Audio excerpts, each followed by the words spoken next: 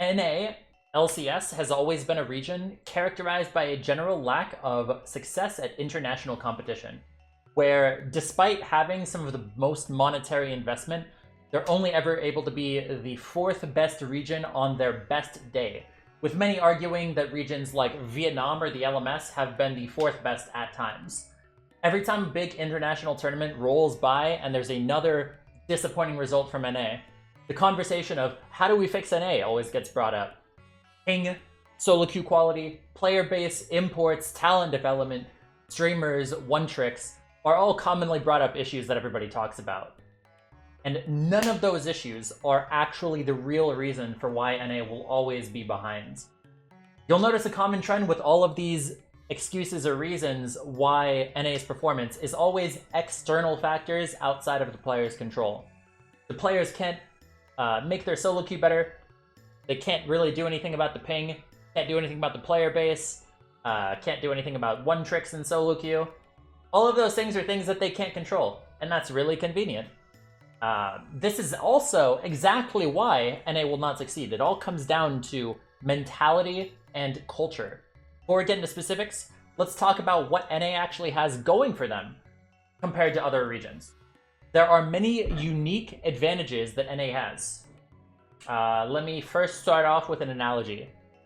UFC pay rate is a very commonly talked about issue in the sport of MMA. It's always framed as the current fighters not getting paid enough, but that's only the visible problem. The invisible problem in MMA is much, much worse. UFC doesn't attract high-level talent because the pay rate is so low. It doesn't matter that the current fighters aren't paid well. It's about the fighters who could compete and would compete if the pay rate justified it.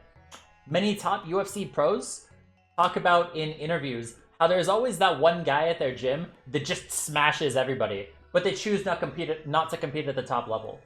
Because if you're somebody who's really competent at fighting, you're also probably going to be competent at some other aspects of life where you could probably make a lot more money and not risk as much brain damage.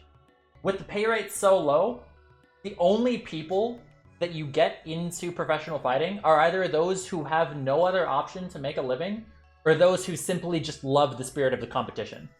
This is why there are no mega talented athletes in the UFC. If you look at all of the top UFC fighters, they're not somebody who you can say are, this is an amazing athletic powerhouse. Like the best you could have is maybe John Jones, and that's not even really on the level as a LeBron James or some top NFL or NBA athletes. And those sports make a ton of money. So they're going to get the top athletes that really kind of always exist. You should see where I'm going with this. NA pros are vastly overpaid relative to the amount of revenue that they generate. Relative to performance, they are the highest paid region, and it's not even close. It is not even close. They're second in pay to China, and they end up being fourth in results. Like it's really, really bad, and that's why so many people view NA as a retirement region, because you're able to make so much money and you don't even have to put in as much practice to still perform well. The vastly skewed pay rate in NA should mean that from that angle, you can assume that almost all of the juice is sapped from the proverbial like NA fruit, as it were. Like all of the NA people who are possible pros are going to compete. Really, the only exception that you could ever kind of see is Revenge in 2016. He was the top player in solo queue. All of the teams wanted him, but he decided to continue with medical school. And he's come back recently, been a little bit of a disappointment, but maybe in 2016, if he decided to compete then he might have been able to be a top pro and still would have been washed up when 2022 came around, but definitely could have been a top player back then. Top NA teams are willing to spend a ton of money on amenities that the players to take care of all of the out-of-game issues that they can, so players can focus best as they possibly can on the actual in-game stuff.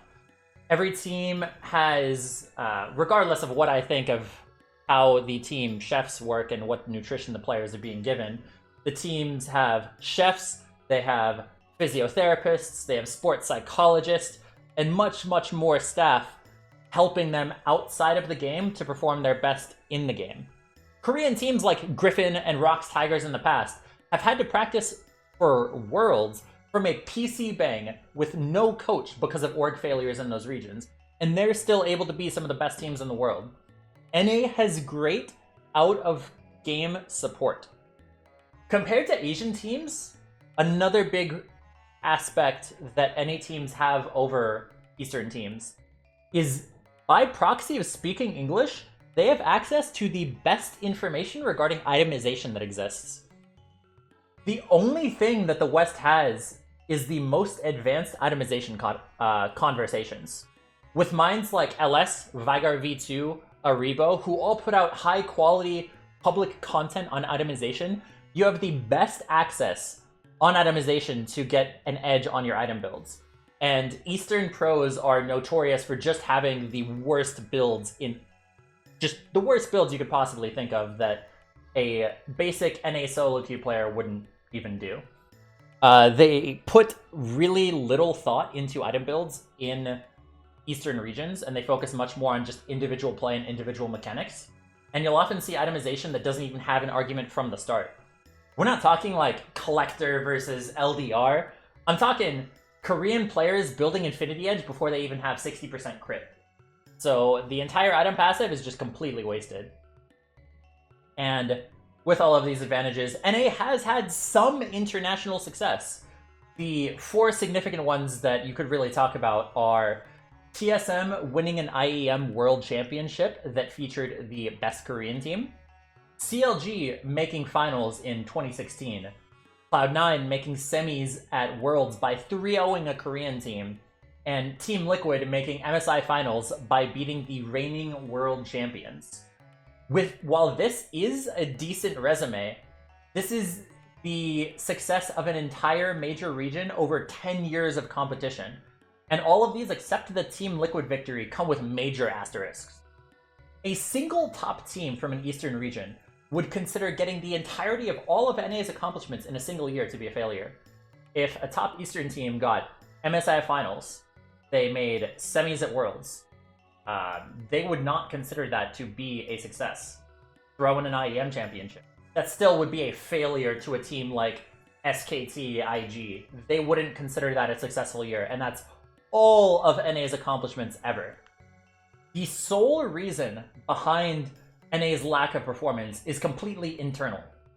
It all comes down to mindset and culture, and these aren't problems that can be fixed by any kind of esports initiative. To understand NA culture, we need to look at a culture of winning. To give contrast, let's look at Korean players and what allows them to succeed. There's this really common idea in esports that in Korea, they accept esports so much more. But for would-be Korean pros, it's almost a life or death situation for them. If you take the risk to be a pro player, you're gambling everything. Your relationship with your family, your career track, your friendships are all put on the line. And if you don't succeed, your life is basically ruined.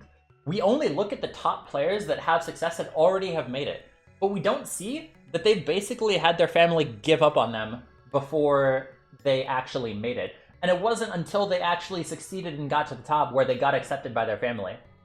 In NA, regardless of what you might initially think, there is much wider of a safety net for an aspiring pro to spend 2 or 3 years trying to go to the top level NA LCS with little consequence. People are still living with their parents, or they can go to college tanking their grades to try to go pro. If a Korean player fails, they're an abject failure in all aspects of life. If the Western pro fails, they can just go back to college or live with their parents for a little bit while they get back on their feet. By far, the biggest difference in culture and the biggest thing holding NA back is a lack of responsibility embedded into the culture.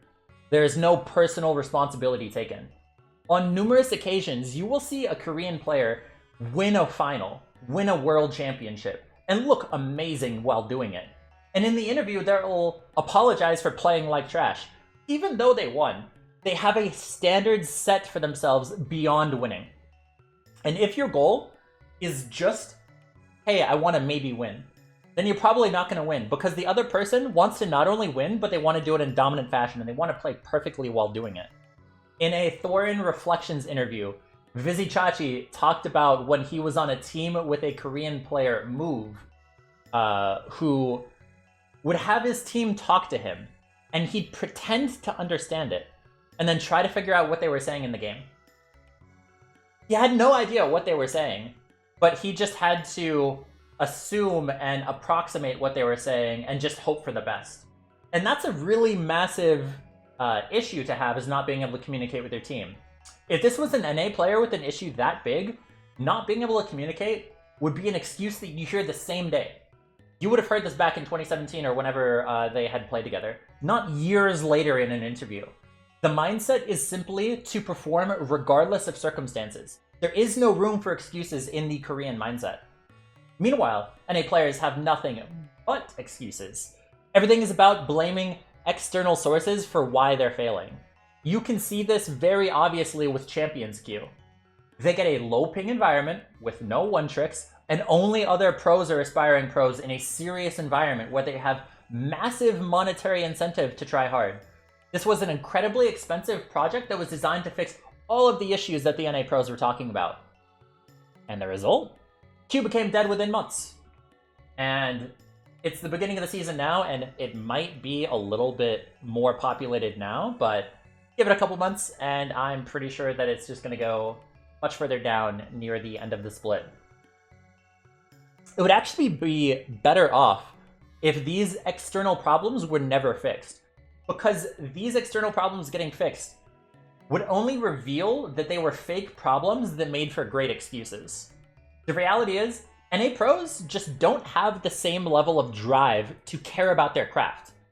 Korean pros practice 16 hours a day of pure, focused practice, and all of their time and energy is spent getting as good at League as possible. In a recent interview, Faker said that he spends every single hour researching the game. And while he is the GOAT, his mindset is what every other Korean player has to do to try to eventually become better than Faker and to become the best. It's not just Faker who has that mindset. Faker has spent 10 years thinking about League of Legends for 20 hours a day. You think 20 hours a day is an exaggeration? This guy dreams about League of Legends. When you're so involved in a single discipline, all of your dreams become about that one thing. Faker's dentist would say that he grinds in his sleep. NA pros like the idea of getting better at the game, but not the actual work involved. This is a general question that you should ask yourself whenever you want to do something. When you say, I want to become a big successful millionaire, or this big streamer, or like really highly successful in this career, do you actually want that, or do you like the idea of that? NA pros like the idea of being good, but not the reality of what it takes to get there.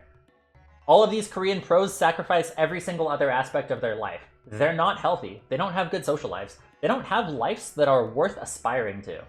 But getting those aspects of your life taken out so that you can just focus on the game, that's what makes you a winner. That's what makes you a highly successful pro. And you're just never going to see that in NA.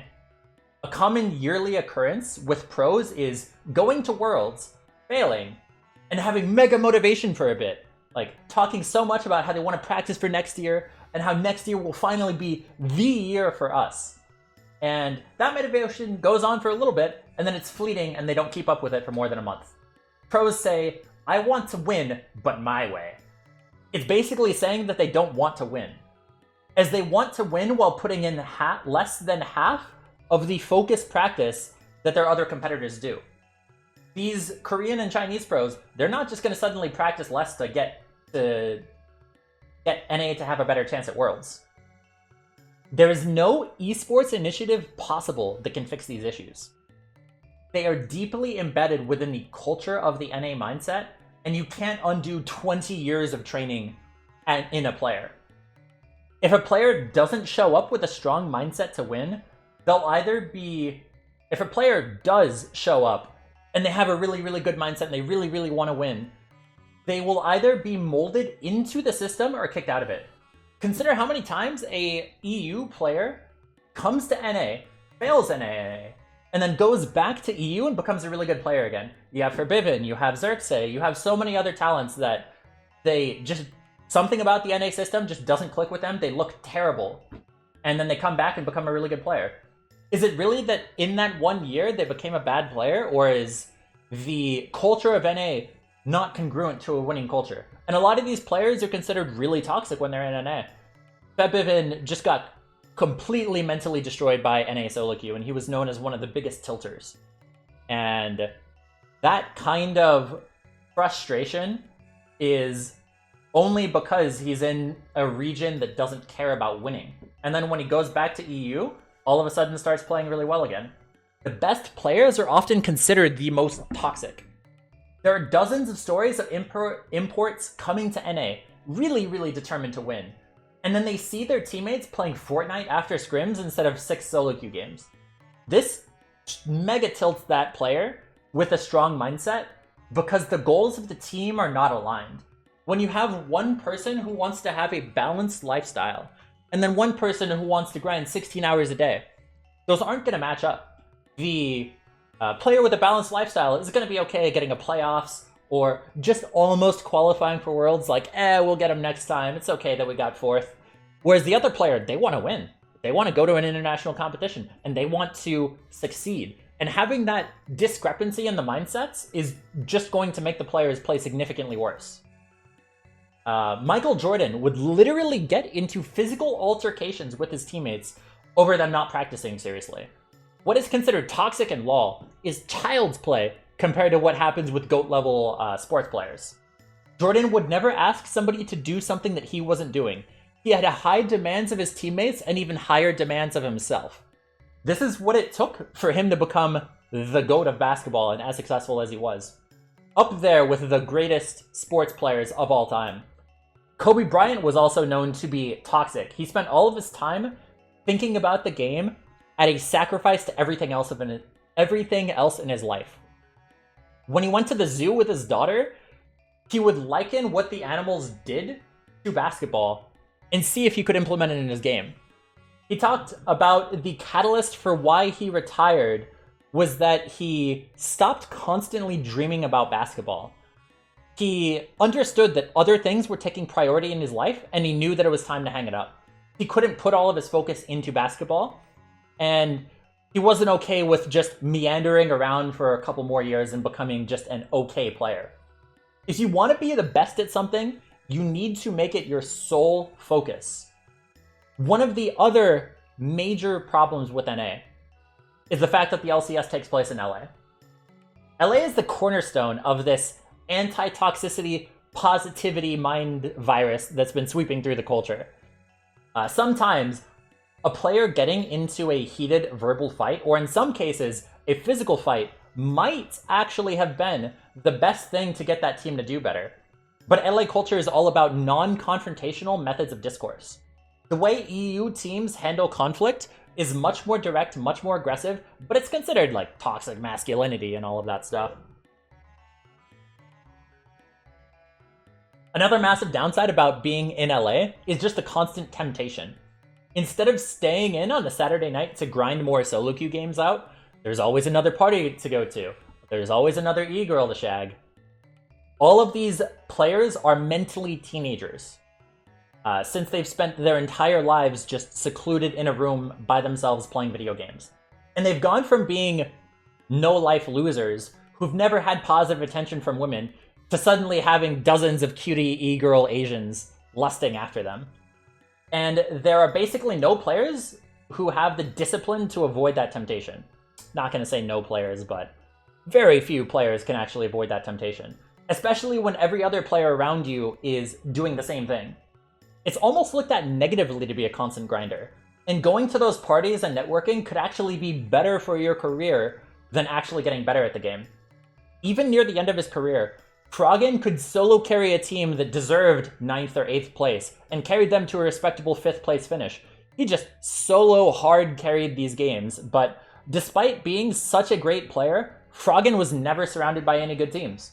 He apparently, allegedly, never did much of the networking aspect of League and just expected top team offers to just roll at his feet. Paradoxically, if Froggen spent less time grinding and more time networking, he could have had a much more successful career despite becoming worse at the game. In 2017, Crumb's hit video titled "Girlfriends Are Ruining the LCS" put the situation lightly. A point he brought up is that these relationships would make the happiness of the players go up, but the skill level go down, which is the exact opposite of the incentives that you'd want. There are times where teams will be ruined by an AD carry's girlfriend shagging one of his teammates, and that high school level relationship drama is not an uncommon thing. It has ruined just so many teams of just that kind of stuff happening, and it's really just high school level stuff. The players are too young, too immature, and too horny to discern whether or not this girl is what's best for them. It's not even that you can't ever be in a relationship as an esports pro, because there are many highly successful relationships in esports. Some of them being Ambition, Core JJ, Doing B. These players are able to successfully stay at the top level despite being in a relationship. But one of the best examples would probably be Kerrigan from CSGO. He's an IGL who narrowly failed to win a major title, major world championship in 2017, which was also coincidentally NA's only Counter-Strike win, and continued to have the goal of winning a major past that, despite his failures. His now wife made him write down his goals as sort of affirmations, and did everything she could to support him in winning a major title. She said that his ambition became her ambition. Her only goal was just supporting Kerrigan in his goals. 5 years later, he finally won his major, and it's unheard of to have a 5-year window to potentially be the best. His relationship was undoubtedly a positive influence in his journey to finally lifting the big one. Ideally, relationships are a positive impact on your life that help you with your goals. The problem is, LA women are just succubusses. Conversely, with most of these NA pros, their girlfriends will privately say things. I've had esports girlfriends privately say to me, "I'm so glad my boyfriend didn't qualify for Worlds. Now he gets to spend more time with me." Even if they didn't directly say that to their boyfriends, to the professional players, having someone with that kind of energy around you will be a massive hindrance to your success. The goals are completely misaligned in terms of what the people around you want and what you want. It's fine if these women want to spend a large amount of time with their partners, but if they want to spend so much time together, they should date an LA streamer, not a pro player. Even when Eastern players have relationships, they still don't let it take away their focus from the game. Good example is the Suning AD carry Huang Feng, who made the World Finals in 2020, was infamous for having 4 girlfriends at one time. And none of his teammates knew. They didn't understand how he could do this because he was grinding just as hard as all of them, so they didn't understand how he had time for women. So, despite grinding just as hard as every other Chinese pro, he was still able to make time for 4 girlfriends. NA pros don't have the mindset capable of balancing a relationship with being a pro player, and they aren't able to easily discern who is helpful or who is harmful to their goals. It comes into question whether or not trying to be a top pro is actually one of these players' goals, as their actions don't back it. These players want to have a good work-life balance, a healthy social life, a girlfriend, hobbies, be up to date on the latest anime, all while saying they want to win. If they wanted to win, there are no actual barriers stopping them from practicing and researching 16 hours a day. If anything, the staff on these teams, taking care of every other out-of-game aspect, should make it easier for an NA pro to do it. You have more hypothetical support than the average Eastern team on like Sandbox or something would have. While pros say that solo queue is not worth putting in the time to practice, that's just another excuse.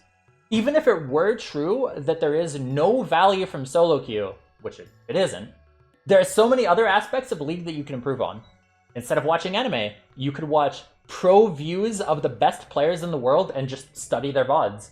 You could run 1v1 drills with your team. You could do more theory crafting and itemization experimentation. You could also add more intent to your solo queue and scrim practice of thinking, hey, I want to, on the 6th wave, be able to get a hard push in so that we can get a dive, and I want to be able to do that consistently in this specific matchup. So that's explicitly what I'm going to practice. Or I want to set the team up to where we can practice our objective fights, and I want to learn how to flank properly. These are all things that you can practice if you just have the intent to do so. It's not just about the time spent practicing. That's not the only thing that these Eastern pros have over Western pros. It's the focus and intent behind the practice. You will get way more value out of your practice in anything in life if you have an explicit goal. Your top NA team, scrimming and academy team, intentionally focus on not getting those free kills early, and instead focusing on practicing your Dragon and Baron setups. Those are things that you have endless VODs of top teams doing, so you can easily copy from them. You just need to drill it with intent, as opposed to playing scrims to win. In CSGO, MIBR, which was an all-Brazilian team, won the CSGO Major World Championship equivalent, playing and practicing from NA. All of the best teams were in Europe, so they didn't have the best practice partners. What they did was they talked about how they had to structure their practice differently. Instead of going for every gunfight where they knew they could just skill check their weaker opponents, they played with intent, and they only took gunfights and angles that they would end up having to take when they played against the best teams. So their practice was exactly like what they were going to do in the real games.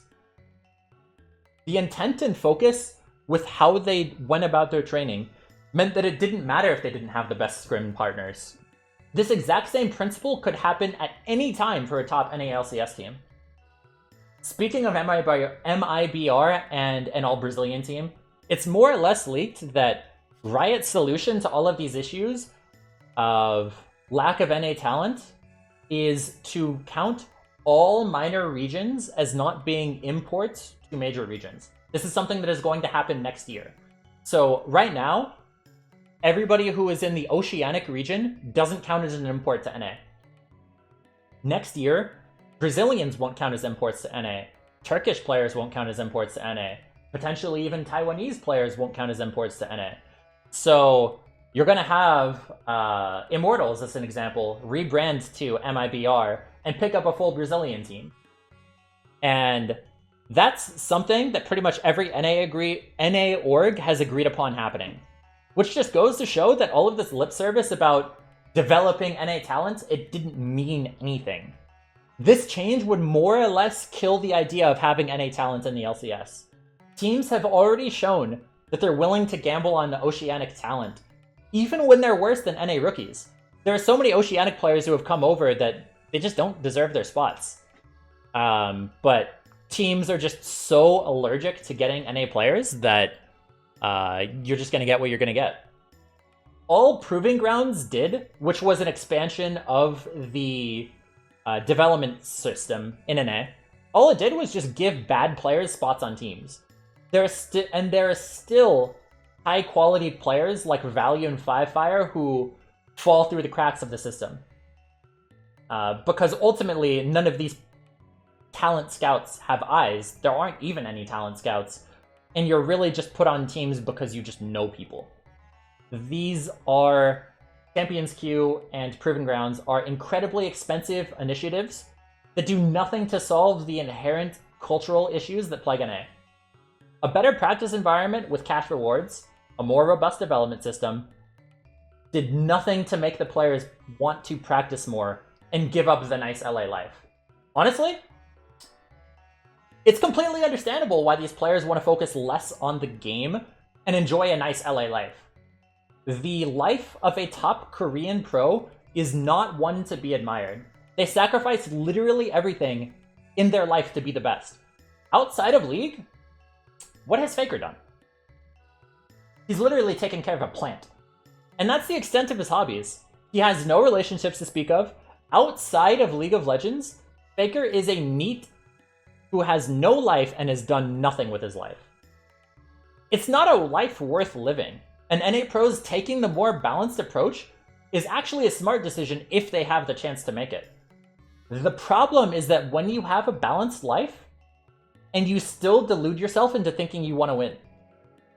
If NA pros only want to play 2 scrim blocks instead of 3, and 3 solo queue games instead of 10 a day, that's fine.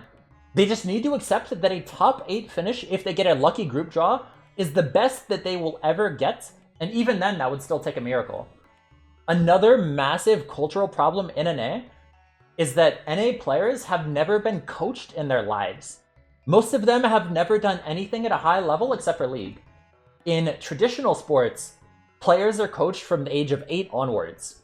Many EU pros, actually, played soccer growing up, and even had aspirations of becoming pro soccer players, some of them, and only picked up League because injuries derailed that career path.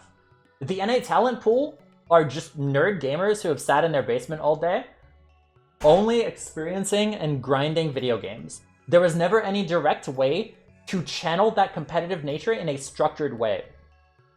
And this is generally a problem with League of Legends, is that unless you're already near the top, you never can experience competitive play outside of a solo queue environment. So you never get any experience playing on a team. Whereas if you look at football or basketball or any of these other kind of sports, by the age of 8, you can play on a team against other teams, and you can practice and know what it's like to play in a team environment, know what it's like to get coached, whereas you just don't have that in NA. All of the possible talent of NA that could be great pros aren't going to be the kind of people that spend 12 hours a day gaming.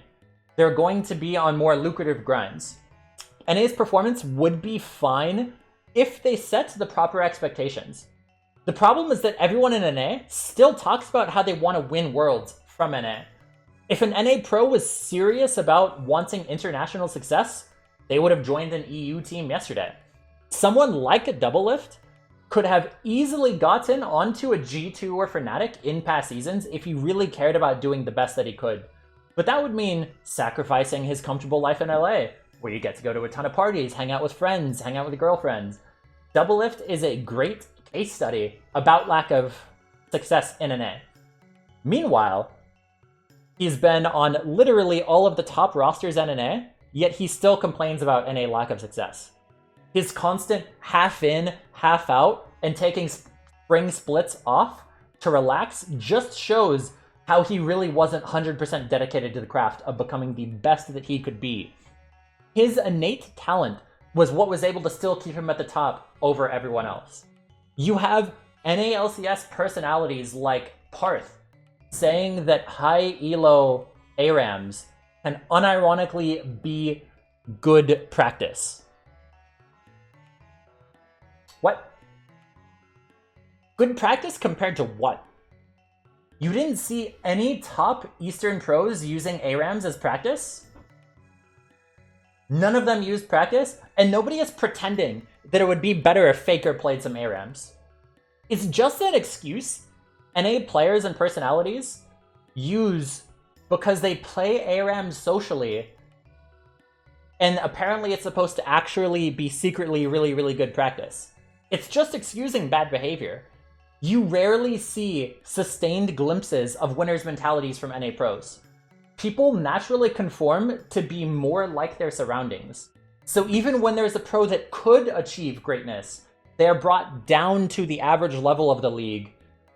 And this is best seen when you look at Korean players that come over to NA.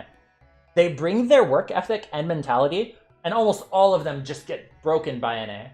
It's hard to keep up 16 hours of practice when you know that it means little because someone on your team is playing Fortnite and ARAMs after scrims.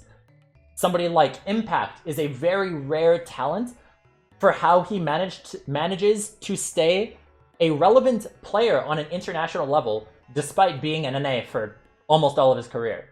It's incredible for someone like him to stay as good as he has for so long, and he's still always able to turn it up for international play. All this being said, all of these issues with NA aside, I still think it's possible for a special group of 5 highly dedicated players to have a miracle run and buck the trend despite being from NA. Look at how G2 had so much success and was the best team of 2019. They weren't strictly better individually than the top Eastern teams, but they were constantly able to win games through mid-game creativity. The odds of that happening again in EU are slim, and the odds of that happening in NA are even slimmer. The game has heavily limited creativity, since the entire game since 2020 has revolved around dragons and objective fights. The world in which NA wins is if Riot brings the game away from exclusively being about objective fights, and within the turmoil of teams not being able to be used to games that are more open in possibilities, a very special roster of 5 dedicated players with the exact same goal and a creative mind behind it is able to find unique setups and macro that other teams aren't able to catch up to. That's the only way that an NA team could succeed. Everything else that could make an NA team great are internal and come from a team all being on the same page and wanting to be the best that they can be. Ping, player base, and all of these other external excuses wouldn't be relevant. Ultimately, the only thing that matters isn't any external factor, it's what's within. Undoubtedly, there is one thing, despite all of this, there's one thing that NA will be the best at, and that's making excuses. Thank you guys all for watching. Remember to like, comment, and subscribe. Let me know what you guys think. Do you see NA ever succeeding? Are there any other points about why NA succeed that I didn't bring up? See you guys all in the next video. Have a wonderful day. Goodbye and good night. Yeet!